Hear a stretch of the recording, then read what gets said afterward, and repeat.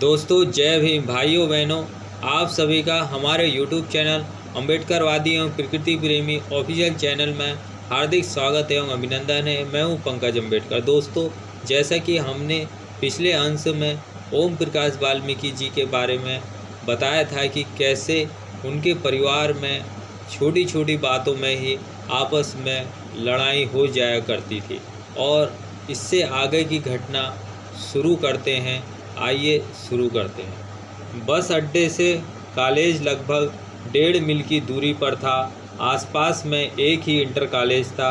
बल्ला के अलावा फलौदा, मांडला, भैंसानी, खाईखेड़ी, बसेड़ा, ताजपुर, छपार, नगला, कुतुबपुर आदि गांव के लड़के इसी कॉलेज में आते थे। लड़कियों की संख्या 5-6 से ज़्यादा नहीं थी, वे भी संपन्न परिवारों से थी।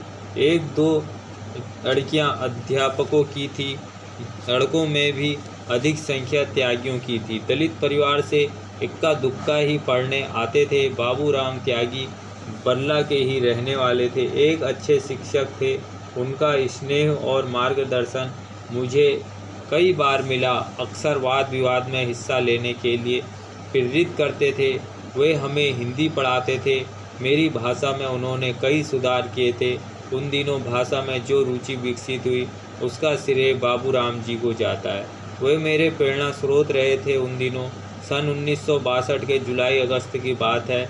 मैं 8वीं कक्षा में पहुंच चुका था। 7वीं कक्षा अच्छे अंकों से पास की थी। पूरी कक्षा के 4 अच्छे विद्यार्थियों मैं भी एक था। एक दिन मैं घर से स्कूल जाने के लिए कुछ जल्दी ही निकल पड़ा था। घर में कोई घड़ी तो थी नहीं, अंदाज से ही निकलते थे। पक्की सड़क पर स्कूल जाने वाला शायद उस समय मैं अकेला था। मेरे पीछे पीछे सूरजभान तगा का बेटा ब्रजेश आ रहा था। मुझसे उम्र में काफ़ी बड़ा था। उसके कांधे पर एक लंबी सी लाठी थी। शायद खेत पर जा रहा था। मुझे देखते ही उसने कुछ बड़बड़ाना शुरू किया। मैं अनसुना करके चलता रहा। कोठी नहर विभाग का निरीक्षण भवन के पास पहुंचते ही उसने आवाज़ दी। स्कूल थोड़ी सी दूर रह गया था। अबे चूड़े के, रुक जा। मैंने मुड़कर उसकी ओर देखा। उसके चेहरे पर शैतानी झलक रही थी। मेरे करीब आकर वह बोला, चूड़े के, तेरे तो सचमुच सींग निकल आए। तू तो बड़ी सेखी में रहता है। तेरी तो चाल ही बदल गई। बिना उत्तर दिए मैं जाने लगा तो उसने आगे बढ़कर मेरा रास्ता रोक लिया। डांटते हुए बोला, सुड़ा है तू, पढ़ने में होशियार है। उसने लाठी का एक सिरा मेरे पेट में गाड़ दिया था। करके हम भी तो दिखा तू कितना होशियार है। और झगड़े पर उतारू था। मैं झगड़े से बचना चाहता था। मुझे चुप देखकर वह फिर गुर्राया, कितना भी पढ़ लियो रहेगा तो चूड़ा ही। उसने मुझे लाठी से धक्काया। मैं गिरते गिरते बचा, लेकिन मेरा झोला जमीन पर गिर पड़ा। उसने उस झोले को लाठी में फंसाकर ऊपर उठा लिया और गोल गोल घुमाने लगा। मैं उसके आगे गिड़गिड़ा रहा था, मेरी किताबें बिखर जाएगी, मेरा झोला दे दो, कापियाँ फट जाएंगी। वह नहीं माना और ज़ोर से घुमाकर उसने झोला दूर फेंक दिया। मैं उठाने के लिए दौड़ा तो वह कह लगाकर हंसने लगा। मेरा झोला सड़क के किनारे खाई में गिर गया था, जहाँ पानी और कीचड़ भरा हुआ था। झोला निकालने में मेरे कपड़े भीग गए थे, पाँव कीचड़ में सन गए थे। झोले में किताबें और कापियाँ भीग गई थी, जिन्हें देखकर मुझे रोना आ गया था। स्कूल के नल पर मैंने हाथ पांव धोए। किताबें कापियाँ धूप में सुखाई थी।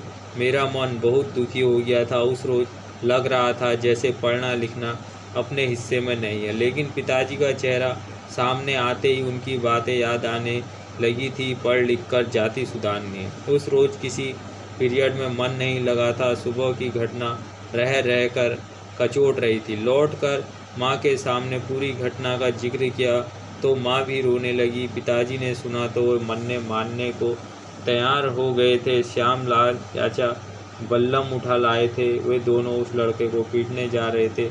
बगड़ के बड़े बूढ़ों ने उन्हें शांत किया था। पिताजी की बेबसी को आज तक नहीं भूल पाया हूँ। अबे सोहरो, महारे जाकात दो, अक्षर सीख लेंगे तो थारा क्या बिगड़ जाएगा। बड़ी मुश्किल से बात रफा दफा हुई, लेकिन तगाओं के प्रति हमारे बगड़ में विरोध का स्वर उभरने लगा था। बेगार पर जाने से लोग मना करने लगे थे। पिताजी जल्दी ही उत्तेजित होकर चिल्लाने लगते थे। माँ डरती थी किसी झंझट में ना फंस जाए।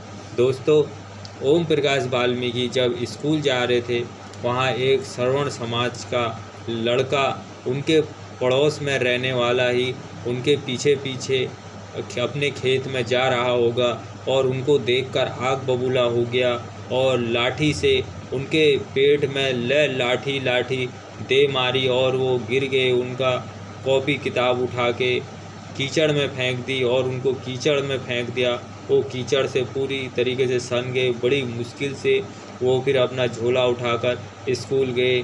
ऐसे दलित महादलित के बच्चों को पढ़ाई के लिए रोक दिया जाता था, उनके साथ स्कूल में भी दुर्व्यवहार किया जाता था और रास्ते में भी दुर्व्यवहार किया जाता था। बड़ी मुश्किल से ओम प्रकाश वाल्मीकि जी ने अपना जीवन यापन किया और पढ़ाई की और बहुजन साहित्य लिखे। उनके बहुजन साहित्य, दलित साहित्य एक मील का पत्थर हैं। बाबा साहब अम्बेडकर के अथक प्रयासों से आज बहुजन समाज, दलित समाज अच्छे अच्छे मुकामों पर है, अच्छा कपड़ा पहन रहा है, अच्छा खाना खा रहा है। ये सब बाबा साहब की देन है। नमन है बाबा साहब को कि हमारे बहुजन समाज में ऐसे महापुरुष उपजे जिन्होंने वर्षों की गुलामी से बहुजन समाज को, दलित समाज को, महादलित समाज को आज़ाद कराया। और लेकिन आज भी बहुजन समाज के कुछ लोग गुबरीला की तरह मनुवाद में जकड़े हुए हैं, मनुवाद में चिपके हुए हैं। हम सभी का ये उद्देश्य रहना चाहिए, उनको इस मनुवाद से निकालकर बाबा साहब के दिखाए हुए मार्ग बौद्ध धम्म में लेकर आना है, उनकी घर वापसी करनी है। वीडियो को ज़्यादा से ज़्यादा शेयर कर दें। जय भीम, जय भारत, नमो बुद्धाय। हम अगले अंक में फिर अगली ओम प्रकाश वाल्मीकि जी की कहानी लेकर हाजिर होंगे। जय भीम।